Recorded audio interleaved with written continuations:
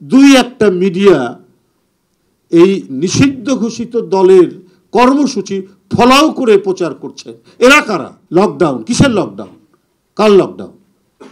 13 তারিখ লকডাউন বলা হচ্ছে। পার্শ্ববর্তী দেশ থেকে বা বিভিন্ন জায়গা থেকে যোগাযোগ করা হচ্ছে। টাকার তো অভাব নাই তাদের।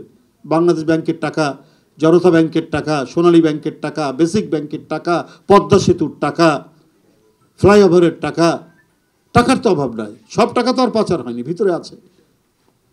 সেই টাকা দিয়ে বোমা বানানো তো কোনো কঠিন ব্যাপার নয়। বোমা বানাচ্ছেন, গাড়িতে আগুন দিচ্ছেন।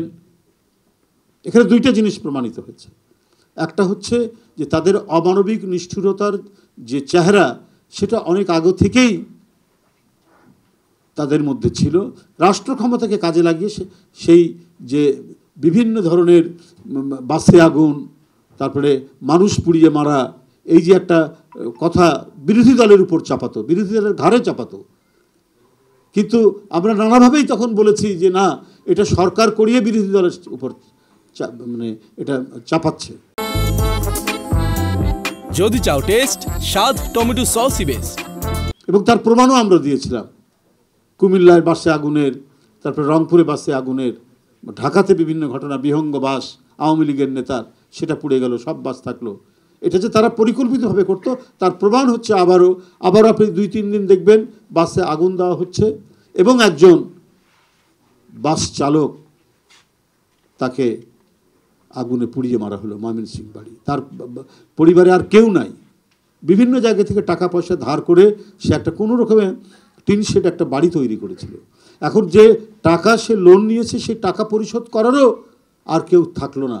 একটা কিশোর টাইপের একটা ছেলে, সে গাড়ি চালাতো, মানে পরিবহন একটি গাড়ি, হয় মিনি বাস অথবা বাস, এই ধরনের একটা গাড়ি চালাতো। তাকে পুড়িয়ে মেরে দেওয়া হলো এবং বিভিন্ন জায়গায় এই জিনিসটা করা হচ্ছে। এবং সবচেয়ে ইন্টারেস্টিং ব্যাপার, দুই একটা মিডিয়া এই নিষিদ্ধ ঘোষিত দলের কর্মসূচি ফলাও করে প্রচার করছে। এরা কারা? দুই একটা মিডিয়া, আমি সবার কথা বলবো না, তারা ফলাও করে প্রচার করছেন। এরা আইনের আওতায় আসতে পারে না। আজকে সরকার আছে, অন্তর্বর্তীকালীন সরকার, যে সরকারকে সমস্ত আন্দোলনের শক্তি তাকে সমর্থন করেছে। তো নিষিদ্ধ ঘোষিত অথবা স্থগিত একটি রাজনৈতিক দল, সেই দলের মানব বিধ্বংসী, হিংসাশ্রয়ী, প্রতিহিংসা পরায়ণ, নিষ্ঠুর কর্মসূচির কথা মিডিয়াতে ফলাও করে প্রচার করা হচ্ছে। তো সুতরাং মানে যে নেটওয়ার্ক, চক্রান্তের নেটওয়ার্ক, শুধু ফ্যাসিবাদের সাথেও নয়। ফ্যাসিবাদ এটার হচ্ছে মূল পরিকল্পনাকারী, কিন্তু এর সাথে আরও বিভিন্ন শক্তিকে তারা অন্তর্ভুক্ত করেছে।